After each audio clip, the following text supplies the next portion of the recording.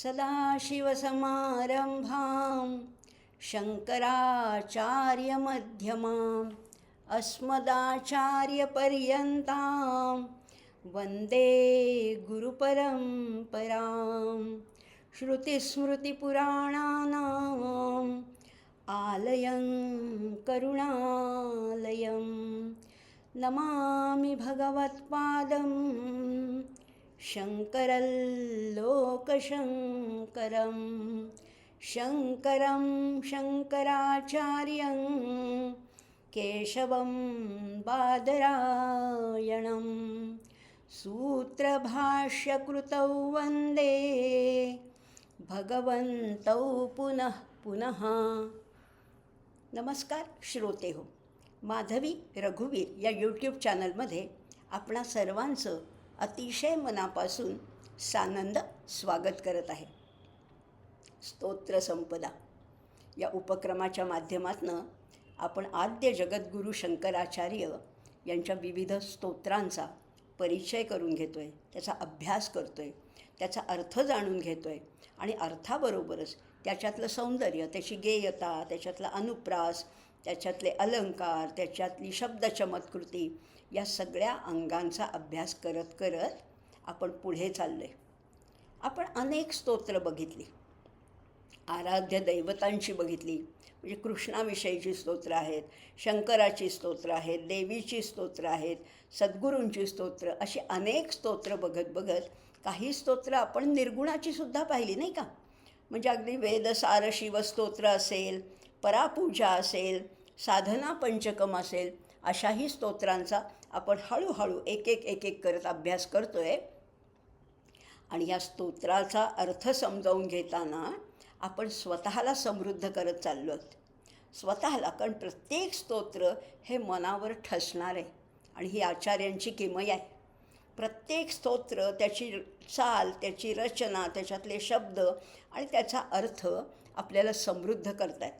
आणि असं स्वतःला समृद्ध करत करत आपली 21 स्तोत्र झालेली आहेत. आज जे स्तोत्र घेणार आहोत, आपण मागच्या गोकुळाष्टमीपासून हा उपक्रम सुरू केला आणि आज जे स्तोत्र आपण बघणार आहोत त्याचं नाव आहे कौपीन पंचकम. आणि हे स्तोत्र तर प्रापंचिकांसाठी, सर्वसामान्य माणसांसाठी तर अतिशयच उपयोगी आहे. आणि त्याच्यामध्ये काय सांगितलं आहे, सुंदर फार अर्थ, केवळ 5 कडव्यांचं स्तोत्र आहे लहानसं पण आशय गर्भ आहे. आणि आपलं ठरलंच आहे ना की जरी 4 ओळींचा श्लोक असला तरी 4थ्या चरणाकडे आधी लक्ष द्यायचं आणि 4था चरण समजून घेत मग त्याचा विषय काय आहे, नेमका प्रतिपाद्य विषय काय आहे आणि त्याला उदाहरणं कुठली दिली आहेत, त्याला दृष्टांत काय दिलेत, त्याला इतर कोणत्या गोष्टींनी एन्हान्स केलं आहे किंवा त्याचं सौंदर्य वृद्धिंगत केलं आहे, हे हळूहळू आपण बघतो आहे. आणि त्याच दृष्टीने आज आपण हे कौपीन पंचकम या स्तोत्राचा अभ्यास करणार आहोत. खरं म्हटलं ना तर सर्वसामान्य प्रापंचिक लोक काय करतात, आपल्या सगळ्यांना कशाची अपेक्षा आहे, खूप संपत्ती, खूप पैसा मिळावा असं आपल्याला वाटतं सगळ्यांनाच. रुपया भोवती दुनिया फिरते, रुपया भोवती दुनिया. या पैशाभोवती सगळी ही दुनिया फिरते. पण खरंच किती पैसा मिळाला म्हणजे आपलं समाधान होईल? किती? 100, 1000, लाख, कोटी, अब्ज? अहो, आमच्या ह्याच्या पुढे आम्हाला संख्याच येत नाही आहे. किती पैसा मिळाला तरी माणूस शेवटी अतृप्तच असतो. पण त्याच्या उलट ज्याच्या गरजा कमी त्याला सुखाची हमी असं म्हटलेलं आहे. मग ज्या गरजा कमी केल्या तर सुख मिळेल का? आपल्या सगळ्यांना सुखाच्या शोधाची खरं तर ओढ आहे. आणि या सुखाची साधनं प्राप्त करून घेण्यासाठी आपल्याला पैसा पाहिजे. सुख काहीच नाही आहे. ह्या सुखाची साधनं म्हणजे मोठं घर, खायला प्यायला भरपूर, वसनं भरपूर, सगळे कपडे, सगळ्याचे प्रकार भरपूर, असं मिळालं की आपण खरंच सुखी होऊ का हो? नाही ना, असं होत नसतं. हा आपला व्यवहारातला अनुभव आहे. आणि जितकी साधनं जास्त ॲडव्हान्स, तेवढं आपल्याला दुःख, तेवढे कष्ट, तेवढे शोक, तेवढ्या काळज्या वाढत असतात. म्हणजे बघा, एक असं वाक्य मध्यंतरी वाचलं की तेव्हा जग किती सुंदर होतं, तेव्हा जग किती सुंदर होतं जेव्हा ॲपल आणि ब्लॅकबेरी ह्या फक्त ही फक्त फळं होती. आता बघा ॲपल म्हटल्यावर तुम्हाला काय आठवतं? ॲपलचं सगळी काय म्हणतात गॅजेट्स आठवतात किंवा त्याचा मोबाईल आहे, लॅपटॉप आहे, आणखीन काय काय आहे किंवा ब्लॅकबेरी. हे सगळं आता आधुनिक जगाच्या आपण इतके अधीन झालेलो आहोत की एखाद दिवशी मोबाईल नसेल, एखाद दिवशी वायफाय चालू नसेल तर आपण किती अस्वस्थ होतो. म्हणजे जेवढी आपण साधनं उत्तम आहेत, उपयोगी आहेत, त्याचा जसा उपयोग करावा तसा उत्तमच आहे, त्याच्यात काही प्रश्नच नाही आहे, पण तरीसुद्धा हे नव्हतं तेव्हा खरंच आपण किती सुखी होतो. आपलं लहानपण आठवूया की साध्या साध्या गोष्टींनी, साधे सागरगोटे, साधी भातुकली यांनी आपण खुश होतो, प्रसन्न होतो. आता मात्र कितीही म्हणालं तरी ते कमीच वाटते. आणि आता जग इतकं वेगाने झपाट्याने बदलते. आजच्या लहान मुलांना भातुकली माहिती नाही, गोट्या माहिती नाही, सागरगोटे माहिती नाहीत, पतंग माहिती नाही. काय माहिती आहे तर एकदा त्या मोबाईलमध्ये डोकं घालून बसायचं आणि त्याच्यातले खेळ खेळायचे. त्याच्यात ते खेळतात, फुटबॉल खेळतात, हॉकी खेळतात, चेस खेळतात, सगळे खेळ त्याच्यात आहेत. पण खरी त्याच्यात ती गंमत आहे का? ते नाही आहे. म्हणजे थोडक्यात काय, साधनं जितकी आपण जास्तीत जास्ती ॲडव्हान्स वापरत जाऊ तेवढ्या आनंद खरं तर कमी होतो. हे कळतं आहे पण वळत नाही आहे. आम्हाला सगळ्यांना हे कळतं आहे पण वळत नाही. आता काय करायचं, ह्याच्यावर उपाय काय आहे? आचार्य काय सांगतात? आचार्यांच्या वेळेस तर ही परिस्थितीच नव्हती, काहीच नव्हतं. सगळीकडे निसर्ग सौंदर्य होतं, भरपूर जंगलं होती, अरण्य होती, नद्या होत्या खळखळ वाहणाऱ्या, अगदी कंदमुळं खाऊनसुद्धा लोक राहत होते, नदीचं पाणी पित होते. म्हणजे जेवढ्या गरजा कमी तेवढा आनंद जास्त असतो. आणि तेच यांना ह्या स्तोत्रामध्ये सांगायचे. हे स्तोत्र काय आहे, ह्याचं पालुपद काय आहे, ह्याचं ध्रुवपद काय आहे? कौपीनवंतः खलु भाग्यवंतः, कौपीनवंतः खलु भाग्यवंतः.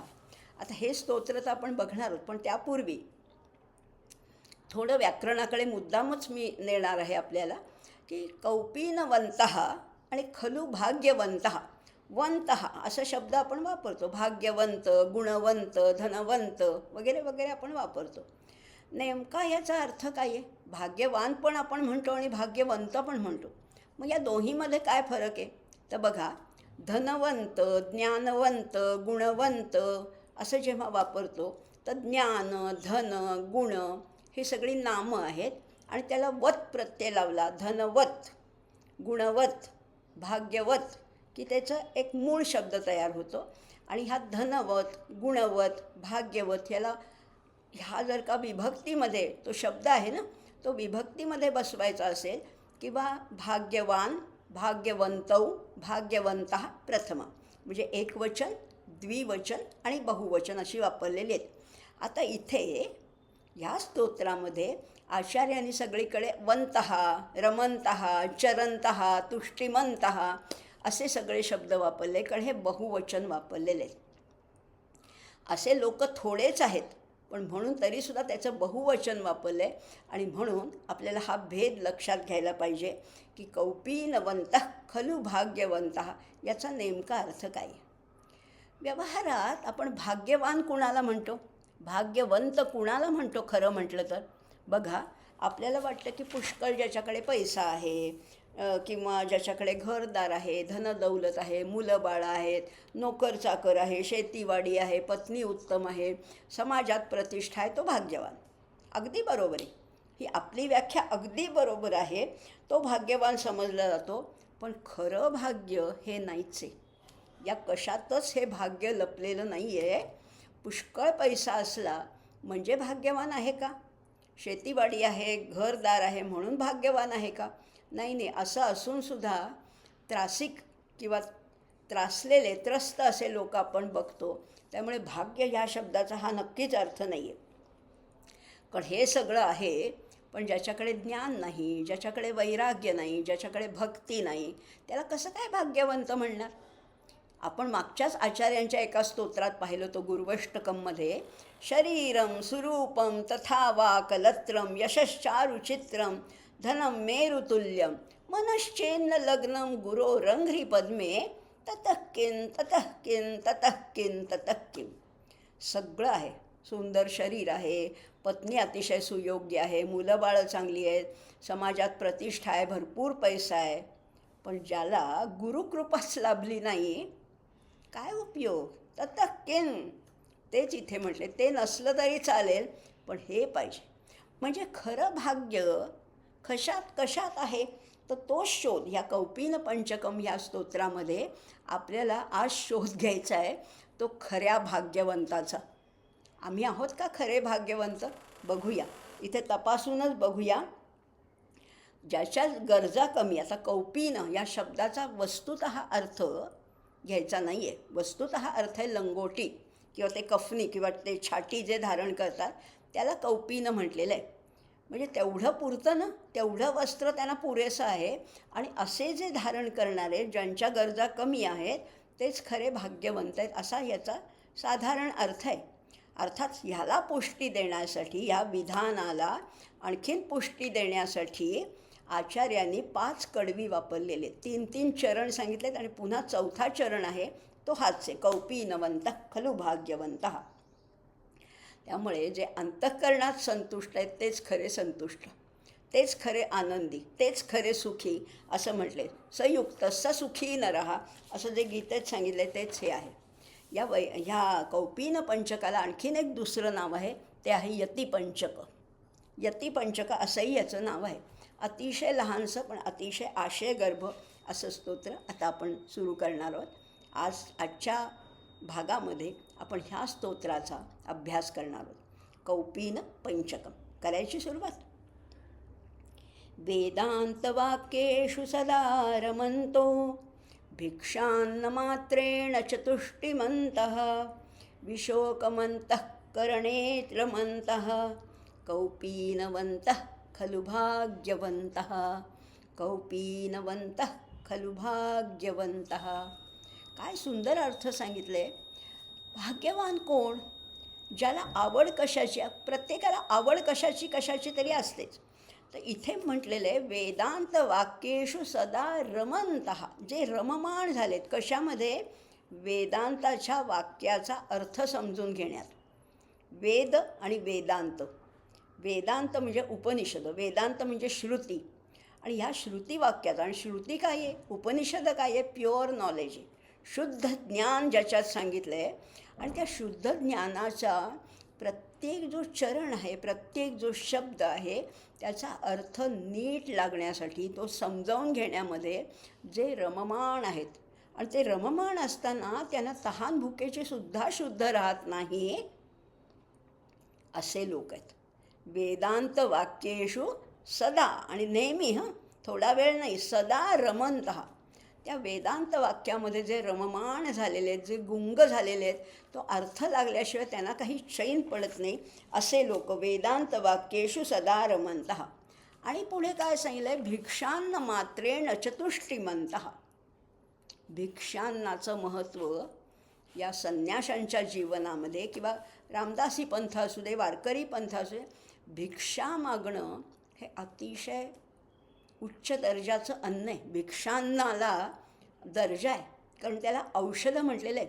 आपण मागेही पाहिले साधना पंचकामध्ये, क्षुद्व्याधिश्च चिकित्स्यतां प्रतिदिनं भिक्ष औषधं भुज्यताम. भिक्षा मागून जे आणलेलं अन्न आहे त्याच्यामुळे तुम्हाला कुठलेही रोग होणार नाही, कारण तेच औषध आहे. कसं काय औषध आहे? तुम्ही म्हणाल औषध म्हणजे काय आहे? तर एक म्हणजे 2-3 गोष्टी आपण भिक्षांनावर बोलूया बरं का. भिक्षांनामध्ये काय सांगितलेलं आहे की त्याच्यामध्ये तुम्हाला निवडीचं स्वातंत्र्य नाही आहे. आज मला हे खावंसं वाटतं, ही भाजी खावीशी वाटते आहे, ती मला नाही मिळणार, कारण मला चॉईसच नाही, मला निवडीचं स्वातंत्र्य नाही आहे. त्यामुळे जे मिळेल ते गोड मानून घ्यायचे, कारण भूक लागलेली आहे. पोटामध्ये वैश्वानर प्रज्वलित झालेलं आहे. दुपारच्या 12 वाजता जी भूक लागते त्याला काहीही चालतं, आवडीचं असो नाही तर नसो. आणि या यतींनी, या संन्याशांनी आपली आवड निवड पूर्ण पार करून टाकलेली आहे, त्याच्या पलीकडे ते गेले. त्यामुळे भिक्षान्न मात्रेण चतुष्टिमन्तः. दुसरं म्हणजे प्रमाण. त्या भिक्षेमध्ये एवढं जरी सूपभर अन्न आणलं तरी थोडंच घ्यायचं असा नियम आहे. 5 घरी भिक्षा मागितल्यानंतर समजा नाही मिळाली तर त्या दिवशी नुसतं पाणी पिऊन राहायचं आहे. असे हे भिक्षेचे नियम आहेत. त्यामुळे भिक्षांनामुळे काय होतं तर आपली जीभ नियंत्रणात राहते. आपल्या आवडीनिवडीला पायबंद बसतो किंवा त्याच्यावर नियंत्रण येतो आणि म्हणून भिक्षान्न मात्रेण चतुष्टिमंतः. त्यामुळे खरंच आहे, फार अन्नसेवनाची खरं तर गरजच नाही आहे. पूरयेत अशनात अर्धम तृतीयम उदकेन वा वायुसंचरणार्थम चतुर्थम अवशेषयेत. खरं तर फार अन्नाची गरजच नाही. जठराचा अर्धा भागच भरावा. पूरयेत अशनात अर्धम, तृतीय वंथड भाग आहे तो पाण्यासाठी ठेवावा. तृतीयम उदकेन वा आणि वायुसंचरणार्थम चतुर्थम अवशेषयेत. इतकंच अन्नसेवन करावं. आपण घरी शिजवलं किंवा कुठे कोणाकडे जेवायला गेलो तर आपण भरपूर जेवतो. एवढी गरज नाही आहे. कंठापर्यंत येईल इतकं जेवण्याची खरंच गरज नाही आहे. भिक्षान्न म्हणजे मुठभर अन्नच खरं तर पुरं आहे. आणि मुठभर अन्न कशात सेवन करायचे तर त्याच्यासाठी पुढे सांगितलं आहे पाणीद्वयम. पाणीद्वय 2 हात पुरेसे आहेत. आमच्याकडे पुष्कळ सेट्स असतात. अन्न सेवन करण्यासाठी सुद्धा आमच्याकडे पुष्कळ साधन आहेत. त्याचं बघूया पुढे. पहिलं कडवं आधी बघूया. भिक्षान्न मात्रेण चतुष्टिमंतः विशोकमंतः करणे रमंतः कौपीनवंतः खलु भाग्यवंत. विशोकमंतः करणे चरंतः. विशोक, शोक नाहीच आहे. आम्हाला शोक कशाचा असतो? आम्हाला कोणीतरी वाईट बोललं, अपशब्द बोलले, कुणी माझी निंदा केली, कुणी माझा अपमान केला तर मला शोक होतो अंतःकरणामध्ये. यांच्या अंतःकरणात शोक नाहीच आहे. तुल्य निंदा स्तुतिर्मौनी संतुष्टो येन केनचित. असे हे यती आहेत, असे हे संन्यासी आहेत. त्यामुळे विशोक, शोक नाहीच आहे. किंवा हिने माझ्याकडे रागाने पाहिलं, त्याने असलं काही त्यांना नाहीच आहे. ईर्षा, मत्सर, द्वेष काही याच्या पलीकडे गेलेले आहेत. त्यामुळे विशोकमंतः करणे चरंतः कौपीनवंतः खलु भाग्यवंता. असे जे कौपीनवंत आहेत, फक्त लंगोटी धारण करणारे, म्हणजे ज्यांच्या गरजा कमीत कमी आहेत ते सगळ्यात मोठे भाग्यवंत आहेत. कारण जेवढा तुमचा जितका व्याप तितका संताप असंही म्हटलेलं आहे. जेवढ्या तुम्ही आवडीनिवडी किंवा तुमच्या गरजा वाढवाल तितक्या काळज्या तुम्हाला येऊन चिकटतात असंही आहे. आता पुढच्या दुसऱ्या कडव्यामध्ये म्हटलं आहे मूलंतरो केवलमाश्रयंतः. राहण्यासाठी काय पाहिजे? काय लागतं हो राहण्यासाठी? आम्हाला चांगलं सुखसोयीनी युक्त घर लागतं. एखाद्या गरीबाला एखाद्या चाळीतलं घरसुद्धा चालतं. एखाद्या आणखीन गरीब असेल त्याला पत्र्याची झोपडीसुद्धा चालते. किंवा कोणी अतिश्रीमंत असतील त्यांचे मोठाले बंगले आहेत, टॉवर्स आहेत, पुष्कळ हवेल्या आहेत, पुष्कळ गोष्टी आहेत, कुणाचे वाडे आहेत, सगळ्या गोष्टी आहेत. पण खरं सांगू का, आश्रय घेण्यासाठी, मुक्कामासाठी एका झाडाच्या तळापाशी, झाडाच्या मुळापाशी किंवा झाडाखाली पार असेल त्याच्यावर सुद्धा छान शांत झोप लागते. आचार्य म्हणतात मूलंतरो केवलमाश्रयंतः. तरु म्हणजे झाड आणि त्याचं मूळ, त्याच्या मुळापाशी म्हणजे त्याच्या खाली, झाडाखाली केवलमाश्रयंतः. तिथेच ते आश्रय घेतात, तिथेच त्यांना छान झोप लागते. आणि भोजनासाठी त्यांच्याकडे काही थाळी, ताट, वाटी, तांब्या, भांडं असं काही नसतं. पाणीद्वयम भोक्तुममंत्रयंतः. पाणीद्वयम, मगाशी मी तो अर्धा विशेष सोडला होता. अन्न सेवन करण्यासाठी आमच्याकडे पुष्कळ सेट्स आहेत, पुष्कळ साधनं आहेत. अगदी केळीच्या पानापासनं पत्रावळी आहेत, साधी स्टीलची ताटं आहेत, पितळ्याची ताटं आहेत, मेलामाईनचा सेट आहे, आणखीन काय पुष्कळ काचेचा सेट आहे. कोणी VIP वगैरे येणार असेल तर चांदीचा सेटसुद्धा आहे आमच्याकडे. पण याची गरज आहे का? याची गरज आहे का? खरी भूक लागली की एवढे असं पाणीद्वयम, 2 हात, द्वयम म्हणजे 2 आणि पाणी म्हणजे हात, पाणीद्वयम भोक्तुममंत्रयंतः. पुरेसेत. जेवणासाठी 2 हाताची ओंझळसुद्धा पुरेशी आहे असं म्हटलेलं आहे. आणि त्याच्या वेगळ्या थाळीची गरज नाही, आपल्या दोन्ही हातांची ओंझळ पुरेशी, हे आचार्य म्हणत आहेत. आणि आमच्या गदिमाने अगदी हेच सांगून ठेवलेले, अगदी हेच फक्त वेगळ्या शब्दात सांगितलं आहे. गरजे पुरता पाडी पाऊस देवा वेळोवेळी. किती सुंदर सांगितलं आहे ना. आम्हाला खूप काही नकोच. गरजे पुरता पाडी पाऊस देवा वेळोवेळी नाही, काय म्हटलेलं आहे, हवाच तेथे पाडी पाऊस देवा वेळोवेळी, गरजे पुरती देई वसने, माय माऊली काळी, एक चोची पुरता देवो दाणा, माय माऊली काळी, एक वितीच्या भुकेस पुरते तळहाताची थाळी, देणाऱ्याचे हात हजारो, दुबळी माझी झोळी. काय सांगितलं, किती सुंदर सांगितलं आहे. भूक किती आहे, पोट किती आहे तुमचं, एक विती एवढं पोट आहे. भूक किती आहे, त्याच्यात तुम्ही किती अन्न भरणार आहात. एक वितीच्या भुकेस पुरते तळहाताची थाळी, एवढं पुरे. खरंच काहीही गरज नाही आहे, एवढंसं सुद्धा पुरे आहे असं म्हटलेलं आहे. आणि खरंच इथे तेच म्हणले, पाणी द्वयम भोगतुम ममंत्रयंतः, 2 हात पुरेसे आहेत. आणि काय पुरेसं आहे बघा, त्याने आणखीन सांगितलं आहे, कंथामिव श्रीमपी कुत्सयंतः. कंथामिव, कंथा म्हणजे घोंगडी, कंथा म्हणजे गोधडी. काहीतरी गरिबाची एखादी गोधडी असते, फाटकी तुटकी, किंवा ते काय चिंध्यांचं जोडून केलेली गोधडी असते. तिच्याकडे श्रीमंत ज्या तुच्छतेने पाहत असतील, तितक्या तुच्छतेने मी त्या लक्ष्मीकडे पाहतो. म्हणजे लक्ष्मीचा अनादर नाही करत आहेत, पण लक्ष्मीची मला हाव नाही आहे. मी पैशाच्या मागे धावणारा नाही आहे. इथे आचार्य म्हणत आहेत, कंथामिव श्रीमपी कुत्सयंतः, कुत्सित करतायत. म्हणजे त्या लक्ष्मीच्या मागे धावत नाहीत, लक्ष्मीच त्यांच्या मागे येते असं म्हटलेलं आहे. फार सुंदर सांगितलं. न मागे तयाची रमा होय दासी, असं जसं म्हणतात तसं इथे म्हटलेलं आहे.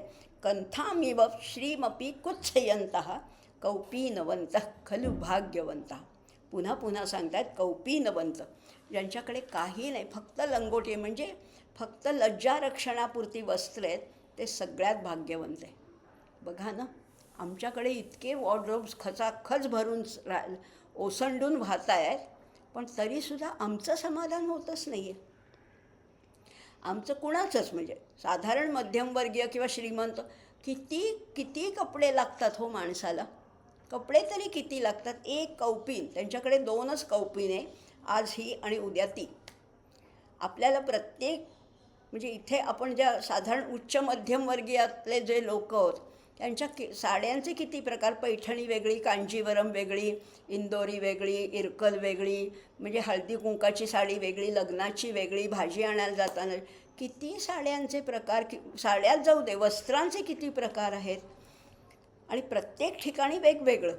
म्हणजे अगदी दुबईला जायचं असेल तर वेगळा सेट असतो, आणि अगदी नैनितालला जायचं असेल तर वेगळा आहे, स्वित्झर्लंडचं आणखीन वेगळं आहे. म्हणजे इतकी वस्त्र आम्हाला लागतात, यांना काहीही लागत नाही. 2च कौपीन आहेत, आज ही आणि उद्या ती. त्याला लेस नाही, त्याला झालर नाही, त्याला बटणं नाहीत, त्याला काही नाही. इतकं साधं जीवन जगता येतं. जितकं साधं जीवन आपण जगू, तितक्या काळजीमुक्त राहणार आहोत, तितक्या चिंतामुक्त जीवन आपल्याला व्यतीत करता येणार आहे, असं आचार्यांना ह्याच्यात सांगायचं आहे. कौपीनवंतः खलु भाग्यवंतः. खरंच कशाचीच एवढी गरज नसते, जेवढ्या आपण वाढवून ठेवलेल्या आहेत. आपल्याकडे किती घर आहेत. एक घर आहे नेहमीचं राहण्याचं, एक वीकेंड हाऊस आहे, एक सेकंड होम आहे, एक फार्म हाऊस आहे, आणखीन गावाकडचं घर आहे. किती काय गरज आहे का. महाल माड्या नकोत नाथा, माथ्यावर दे छाया. मला महाल नकोत, मला माड्या नकोत. गदिमांचं गाणं आहे, पण आचार्यांशी किती सुसंगत आहे बघा. महाल माड्या नकोत नाथा, माथ्यावर दे छाया, गरजेपुरती देई वसने, जतन करा या काया. मला फक्त गरजेपुरती वसन दे. वस्त्र केवढी पाहिजे, गरज तेवढीच आहे, तेवढीच गरज आहे. गरजेपुरती देई वसने, जतन करा या काया, गोठविणारा नको कडाका, नको उन्हाची होळी, देणाऱ्याचे हात हजारो, दुबळी माझी झोळी. तो सगळा आशय ह्या स्तोत्रात आहे, किंवा स्तोत्रातला सगळा आशय ह्या भावगीतामध्ये. अप्रतिम हे प्रतिभाशाली विद्वानांचं हे लक्षण आहे.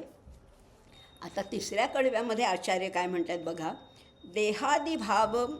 देहादिभावम परिमार्जयन्तः, आत्मानमात्मन्यवलोकयन्तः, नान्तन्न मध्यन्न बहिस्मरन्तः, कौफीनवन्तः खलु भाग्यवन्तः. सुंदर सांगितलं आहे बरं का. देहादिभावे परिमार्जयंतः. मर्जन म्हणजे घासणे किंवा झाडून काढणे. आता हे जे अंतःकरणात देहादिभाव दाटलेला आहे ना, देहबुद्धी आमच्याकडे खूप आहे. आम्हाला कोणी विचारलं तू कोण, तर आम्ही ओळख करतो ती देहाची. किंवा माझ्याबद्दल मी सांगते तेव्हा माझी एवढी उंची आहे, माझं एवढं वजन आहे, माझा असा रंग आहे, माझं समाजात हे स्थान आहे, माझी ही पदवी आहे. सगळं वर्णन कशाचं आहे? देहाचं आहे. म्हणजेच आपण सर्वसामान्य लोक देहाला सर्वस्व मानतो. देहाची ओळख हीच माझी ओळख समजतो. पण आचार्य काय, समर्थ काय, माऊली काय, सगळे संत म्हणत आहेत किंवा समर्थ म्हणतात देहबुद्धी ते आत्मबुद्धी करावी. देह म्हणजे तू नाही आहेस. तू कोण आहेस? तू आत्मा आहे. मग इथे आता आचार्य काय म्हणतात बघूया. देहादिभावम परिमार्जयंतः. देहबुद्धी काढून टाकायचे, झटकून टाकायचे, झाडून टाकायचे. देहाभिमानाचे किंवा अथवा देह हाच आत्मा असं जे अंतःकरणात अज्ञान जे अगदी ठासून भरलेलं आहे ना, त्या अज्ञानाचं विवेकाने परिमार्जन करायचे. परिमार्जन करायचे. मनोबुद्धी अहंकार चित्तानी नाहम. मन म्हणजे मी नाही, बुद्धी म्हणजे मी नाही, चित्त म्हणजे मी नाही, अहंकार म्हणजे मी नाही, हात म्हणजे मी नाही, पाय म्हणजे, डोळे म्हणजे, प्राण म्हणजे मी सगळ्याच्या पलीकडे. मग मी कोण आहे? अहम निर्विकल्पो निराकार रूपो. मी आत्मा आहे, मी आत्मस्वरूप आहे, ह्याचं भान राहिलं पाहिजे. आणि देहभान टाकून द्यायचे. हे देहभान टाकून द्यायचे आणि मग काय करायचे? ते परिमार्जन करायचे, अहंकाराचं निरसन करायचे. आणि खरंच आहे, अहंकाराचं निरसन करता येतं बरं का. हळूहळू जमतं. आणि हे आपल्या एका गीतामध्ये आहे ना, हळूहळू सरते मी पण माझे, दत्त दिगंबर दैवत माझे. हळूहळू माझ्यातलं मीपणा, अहंकार हा हळूहळू दूर करायचे. मी कोणी नाही, करता करविता तो आहे. असं करत करत तो दूर केला की मग काय करायचे? आत्मानमान्यम आत्मानमात्मन्यवलोकयंतः. आपल्या अंतःकरणात त्या आत्मस्वरूपाचं अवलोकन करायचे. असे जे करतात आपल्या अंतःकरणात ते आत्मस्वरूप आहे, त्याला अवलोकन करायचे. ह्या डोळ्यांनी नाही बरं का, बघायचं आहे पण ह्या डोळ्यांनी नाही, अंतश्चक्षुनी तो त्या आत्म्याला अवलोकन करायचे. नान्तन्न मध्यन्न बहिस्मरंतः. आणि मग असं जेव्हा होतं तेव्हा मग आत काय, मध्यभागी काय, बाहेर काय, असं काही स्मरणच नाही. कारण सगळीकडे तो एकच परमात्मा दिसायला लागतो. वासुदेव सर्वमिती स महात्मा सुदुर्लभा. त्या वासुदेवाचं दर्शन सर्वत्र व्हायला लागतं. मग कशाच्या आत आणि कशाच्या बाहेर आणि कशाच्या मध्ये हे विसरूनच जातात. नान्तन्न मध्यन्न बहिस्मरंतः. याचं विस्मरण होतं, याचं भान उरत नाही. कौपीनवंतः खलु भाग्यवंतः. बघा आता एकेका कडव्यामध्ये आपल्याला आचार्य बोट धरून उन्नतीकडे नेतात, ऊर्ध्वगतीकडे नेतात. पहिल्यांदा काय म्हटलं होतं की पहिल्यांदा अगदी सुरुवात केली ती वेदांत वाक्येषु सदार म्हणता. त्याच्यानंतर मग अन्न कसं पाहिजे, वसनं कशी पाहिजे, आश्रय कसा पाहिजे, म्हणजे अन्न वस्त्र निवारा ह्याच्याबद्दल बोलले होते. त्याच्यानंतर स्वानंद भावेत परितुष्टिमंत देहादिभावम. हा जो देहभाव आहे तो काढून टाकायचा आहे, आत्मबुद्धी करायची असं सांगितलं. आता पुढच्या चौथ्या चरणामध्ये, चौथ्या श्लोकामध्ये काय म्हणतात बघा आचार्य. स्वानंद भावे परितुष्टिमंतः संशांत सर्वेंद्रिय वृत्तिमंतः अहर्निशं ब्रह्मणि ये रमन्तः कौपीनवंतः खलु भाग्यवंतः. स्वानंद भावे. आनंद कुठे? स्वानंदात आहे, आतमध्ये. आपल्याला बाहेरच्या गोष्टीत आनंद शोधत राहतो, तो काही हाताला येतच नाही. आनंद खरा कुठे? अंतःकरणात आहे. स्वानंद भावे परितुष्टिमंता. त्या आनंदामध्ये जो काही आहे ना, वा, आनंदाचे डोही आनंद तरंग असं तुकाराम महाराज म्हणतात. आणि आमचे आचार्य काय म्हणतात? योगरतो वा भोगरतो वा संगरतो वा संगविहीनः यस्य ब्रह्मणि रमते चित्तं नंदती नंदती नंदत्येव. आनंद आत आहे आणि त्यांनीच तुष्टी मिळते. बाकी तुम्ही काय खायला दिलं आणि तुम्ही काय वस्त्र दिलीत आणि तुम्ही काय निवारा दिले, याच्याशी काही त्यांचा संबंध नाही. स्वानंद भावे परितुष्टिमंतः संशांत सर्वेंद्रियवृत्तिमंतः. इथे दोन आहेत बरं का, पाठभेद आहेत. संशांत आहे किंवा स्वशांत आहे. संशांत म्हणजे पूर्णपणे सम्यक रीतीने शांत, तो संशांत आहे. आणि स्वशांत म्हणजे स्व म्हणजे आत्मा, आत्म्यामध्ये जो शांत आहे. कुठलाही अर्थ घेतला तरी तो तितकाच ॲप्रोप्रिएट आहे. संशांत सर्वेंद्रिय वृत्तिमंतः, ज्याच्या सगळ्या इंद्रियाच्या वृत्ती शांत झालेल्या आहेत. वृत्ती म्हणजे काय? इंद्रिय तर आम्हाला दिलेले आहेत, पंचज्ञानेंद्रिय आहेत, पंचकर्मेंद्रिय आहेत. पण डोळ्यांना एखादा पदार्थ पाहावासा वाटतो, कानांना एखादा शब्द पुन्हा पुन्हा ऐकावासा वाटतो, या वृत्ती आहेत. आता वृत्ती निस्तरंग करायच्यात. वृत्ती म्हणजे तरंग आहेत. वृत्ती म्हणजे सरोवरात कसे एखादा सरोवर असतं, त्याच्यामध्ये तरंग असतात आणि त्याच्यात तुम्ही एखादा बारीकसा खडा जरी टाकलात तरी तरंग येतात. तसंच नेमकं आमच्या इंद्रियांचा विषयांशी संयोग झाला की अंतःकरणामध्ये तरंग उठतात. पण आता ज्यांनी हा संशांतीचा अनुभव घेतला आहे, आतमधल्या पूर्ण शांतीचा ज्यांनी अनुभव घेतला आहे, त्यांच्या सरोवरामध्ये, त्यांच्या अंतःकरणामध्ये तरंगच उठत नाहीत, निस्तरंग झालेले आहेत.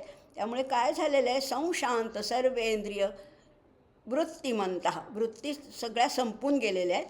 अहर्निशम ब्रह्मणी ये रमंतः. अहर्निशम, अहर्निशम म्हणजे रात्रंदिवस. अह म्हणजे दिवस आणि निशा म्हणजे रात्र. अहर्निशम ब्रह्मणी ये रमंतः, अखंड ब्रह्मस्वरूपातच रमत आहेत. इकडे काय चाललं आहे, तिकडेच काय चाललं आहे, समाजात काय चाललं आहे, जगात काय राजकारण चाललं आहे, ह्याच्याशी त्यांचा काही संबंधच नाही आहे. सगळीकडे त्यांना ब्रह्मस्वरूपच दिसते. आम्ही सगळे भेदात राहणारे आहोत. तू वेगळा, मी वेगळी, हे झाड वेगळं, तो पक्षी वेगळा, तो हत्ती वेगळा, तो घोडा वेगळा, असं आम्ही भेदात राहतो. पण ह्यांना सगळीकडे जे दर्शन घडतं ते ब्रह्मदर्शन आहे. त्यामुळे अहर्निशम ब्रह्मणी ये रमंता, त्याच्यात ते रमून जातात. त्यांना बाकी जगाचं भेदाचं भानच नाही आहे. कौपीनवंतः खलु भाग्यवंतः, असे जे कमी गरजावाले आहेत त्यांना ते खरोखर भाग्यवंत आहे. आपण आहोत का ह्या सगळ्या कॅटेगरीमध्ये? आपण मोडतो आहे का? नाही. आपल्याला हे अंतःकरणातला आनंद शोधता यायला पाहिजे. आपल्या वृत्तींचे तरंग आहेत ते सगळे निस्तरंग करायला पाहिजेत. देहबुद्धीकडनं आत्मबुद्धीकडे जायला पाहिजे. कितीही कमी गरजामध्ये या देहाचं रक्षण होतं, या देहाचं रक्षण. त्यामुळे खरंच आहे या सगळ्या करतल भिक्षा तरुतल वासा, दुसऱ्या एका आचार्यांचंच आहे, अर्थात सगळी ही आचार्यांचीच आपण बोलतो आहे. पण त्यांनी त्याच्यात सांगितलं आहे, करतल भिक्षा तरुतल वासा, बास, दॅट्स ऑल. एवढं पुरेसं आहे.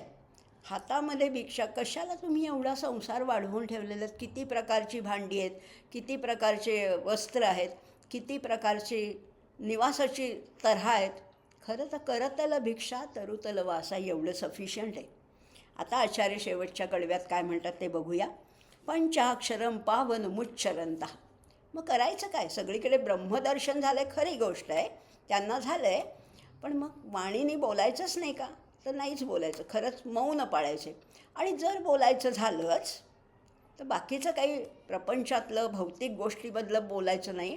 तर काय म्हणतात? पंचाक्षरम पावनम उच्चरंतः. उच्चार करायचा आहे तो पंचाक्षरी मंत्राचा, जो पावन आहे, जो पवित्र आहे, जो मंगल आहे, अशा पंचाक्षरी मंत्राचा उच्चार सतत करायचा आहे. कुठला आहे तो पंचाक्षरी मंत्र? ओम नमः शिवाय. ओम नमः शिवाय ह्या पावन अशा मंत्राचा वारंवार उच्चार करायचा आहे. पतीं पशूनां हृदि भावयंतः. आता ओम नमः शिवाय नुसता मेकॅनिकली उच्चार नाही करायचा, नुसताच आपलं तोंडाने करतो आहे आणि मनामध्ये वेगळंच काही असं नाही आहे. तर हृदयामध्ये कोणाला धारण करायचं आहे, ध्यान कुणाचं करायचं आहे हृदयामध्ये? पतीं पशूनां हृदि भावयंतः. तो पशुपती जो आहे ना, पशूनां पती, मागे आपण वेदसार शिवस्तोत्रामध्ये पाहिलं होतं. पशूनां पतीं पापनाशं परेशं पाहिलं होतं ना. गजेंद्रस्य कृत्तिं वसानं वरेण्यं जटाजूटमध्ये स्फुरद्गांगवारीं महादेवमेकं स्मरामि स्मरारिं. तसंच इथे म्हटलेलं आहे, आता हृदयामध्ये कुणाला धारण करायचं आहे? पतिम पशूनाम. पशुपती हे एक स्थान आहेच नेपाळमधलं. इथे ते अभिप्रेत नाही आहे. सगळे पशु म्हणजे सगळे जीव जंतूंचा जो पालन करताय, जो पती आहे, जो सांभाळ करणार आहे, त्या शिवशंकराच्या पावन अशा पंचाक्षरी मंत्राचं उच्चारण करायचं आहे. मुखामध्ये तो उच्चार, अंतःकरणामध्ये ते ध्यान करायचे आणि भिक्षाशना दिक्षु परिभ्रमंतः. भिक्षेमध्ये मिळालेलं अन्न सेवन करतायत आणि भिक्षेसाठीच परिभ्रमण करतायत. कुठे ट्रिपसाठी किंवा कुठे साईट सीईंगसाठी जात नाही आहे. भिक्षाशना, त्या भिक्षेमध्ये जे अशन आहे, जे अन्न मिळालं आहे त्याच्यासाठी दिक्षु परिभ्रमंतः सगळीकडे भ्रमण करतायत. पण त्याचा उद्देश त्यांचा फार व्यापक असा उद्देश आहे. सगळे दिशांना भ्रमण करणारे आहेत. असे कौपीनवंत, असे कमी गरजा असलेले, रिक्वायरमेंट्स कमी असे असलेले ते सगळ्यात मोठे भाग्यवंत आहेत. मग आता आपल्याला भाग्यवंत होण्यासाठी या सगळ्या अतिरिक्त वस्तूंचा सगळा त्याग करायचा आहे. मी फक्त एक आत्मा आहे. मी कोण आहे? चिदानंद रूप शिवोहम शिवोहम. ही सगळ्या बाकीच्या गोष्टी ज्या आम्ही खूप जमवलेल्या आहेत, आम्ही खूप परिग्रह केलेला आहे, आम्ही खूप संग्रह केलेला आहे, हे पाहिजे, ते पाहिजे, ते पाहिजे, सगळं सोडायचे. फक्त उच्चार त्याचा करायचा आहे, ध्यान त्याचं करायचं आहे, त्याच्या दर्शनासाठी चालायचं आहे. दिक्षु परिभ्रमंतः. पर्यटन करायचं आहे ते फक्त तीर्थक्षेत्रासाठी. बाकी सगळ्या गोष्टी दूर सारल्या तर आपल्यालाही त्या भाग्यवंतांच्या यादीमध्ये स्थान मिळवता येईल. त्यामुळे हेच सांगितलं आहे, कौपीनवंत खलु भाग्यवंता. अपेक्षा कमी ठेवा, गरजा कमी करा. आपल्याला देवानी, परमेश्वराने हा सुंदर असा मानव देह दिला आहे, तो नुसता नटवण्या सजवण्यासाठी नाही आहे. ही वाणी दिले त्याचं नाव घेण्यासाठी, हे हात पाय दिले त्याचं कर्म करण्यासाठी, पाय दिले त्याच्यासाठी आपल्याला पर्यटन म्हणजे भ्रमण करण्यासाठी. सगळ्या गोष्टी त्यालाच समर्पण करायच्या आहेत. त्वदीय वस्तू गोविंद तुभ्यम समर्पये, असा जेव्हा भक्तिभाव होतो आणि बाकी सगळ्या गोष्टी अनावश्यक आहेत, या सगळ्या गोष्टी अनावश्यक आहेत, या जेव्हा गळून पडतात तेव्हा आपणही भाग्यवंत होणार आहोत. या भाग्यवंतांच्या यादीमध्ये स्थान मिळवायचं असेल तर ह्या स्तोत्राचा वारंवार अभ्यास करायचा आहे. नुसताच अभ्यास किंवा नुसतंच पाठांतर करायचं नाही आहे, तर हळूहळू आपल्याला ते सगळं आपल्या नेहमीच्या आचरणात किंवा ती जीवनशैली बनवली तर आपल्यालाही या उन्नत पदापर्यंत, परमपदापर्यंत पोचता येईल. आणि तोच आपला सगळ्यांचा प्रयत्न असणार आहे. असं हे लहानसं कौपीन पंचक आज आपण पाहिलं. पुढच्या सोमवारी नवीन स्तोत्र, नवीन अर्थ, नवीन अभ्यास आपण त्याच्यासाठी तयार राहूया. आज इथेच थांबूया. सर्वेपि सुखिनः सन्तु, सर्वे सन्तु निरामयाः, सर्वे भद्राणि पश्यन्तु, मा कश्चित् दुःखमाप्नुयात्. ओम शांती शांती शांती. धन्यवाद. कौपीन पंचकम. वेदान्तवाक्येषु सदा रमन्तो, भिक्षान्नमात्रेण च तुष्टिमन्तः, विशोकमन्तः करणे रमन्तः, कौपीनवन्तः खलु भाग्यवन्तः.